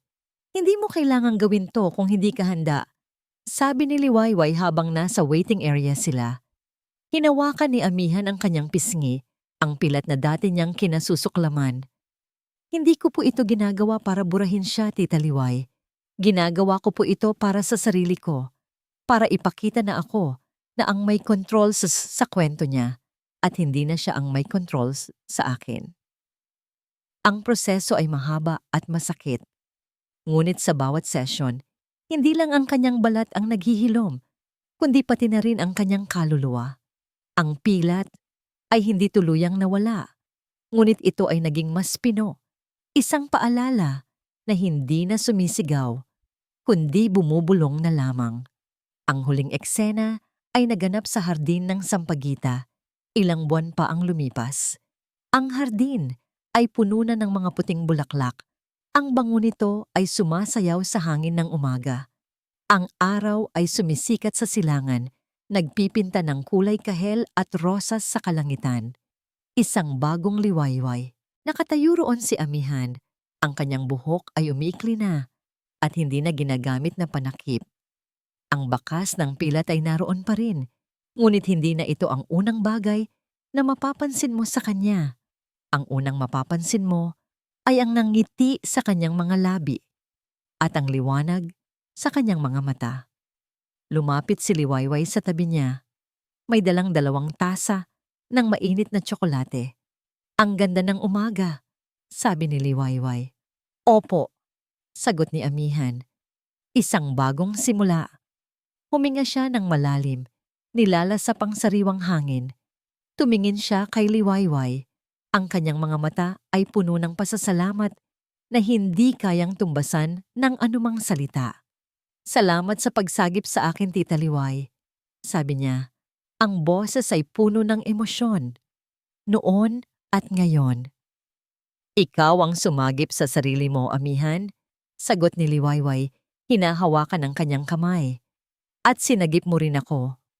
Niyakap nila ang isa't isa, isang yakap na puno ng nakaraan, ng kasalukuyan, at ng isang kinabukasang puno ng pag-asa. Sa ilalim ng bagong Liwayway, sa gitna ng hardin ng kanilang mga alaala, ang dalawang kaluluwang pinag-isa ng apoy ay sa wakas ay natagpuan na ang kanilang kapayapaan. At dito po nagtatapos ang makulay na kwento ni Amihan at Liwayway. Mula po sa kaibuturan ng aking puso, isang taos-pusong pasasalamat. Maraming salamat po sa inyong walang sawang pagsama at paglalakbay sa bawat kabanata ng buhay ng ating mga tauhan. Habang isinusulat ko ang kwentong ito, ang bawat sakit ni Amihan, ang bawat sakripisyo ni Liwayway, at ang bawat pagsisisi ni Don Ricardo ay tila naging parte na rin ng aking araw-araw. Naging buhay sila, hindi lamang sa isipan, kundi pati na rin sa puso. Ang kwento ng Ang Hiwaga sa Mga Pilat ay isang paalala para sa ating lahat.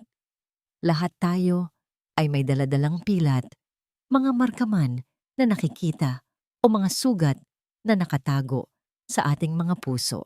Ngunit naway lagi nating tandaan na ang mga pilat na ito ay hindi simbolo ng ating kahinaan, kundi testamento ng ating pambihirang katatagan. Isang paalala na sa kabila ng pinakamatinding apoy ng pagsubok, laging may pag-asang naghihintay.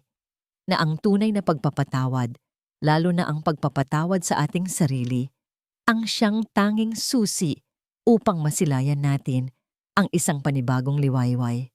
Ngayon, bago po tayo tuluyang magpaalam, nais ko namang marinig ang inyong tinig. Anong bahagi ng kwento ang pinakatumatak sa inyo?